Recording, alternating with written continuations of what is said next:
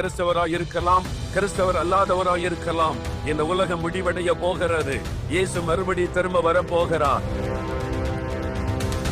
உன்னுடைய கண்ணின் பார்வையிலே பரிசுத்தம், உன்னுடைய சிந்தனையிலே பரிசுத்தம், உன்னுடைய வேலையிலே பரிசுத்தம், உன் வியாபாரத்திலே பரிசுத்தம், உன்னுடைய ஊழியத்திலே பரிசுத்தம், உன் குடும்பத்திற்குள்ளே பரிசுத்தம்.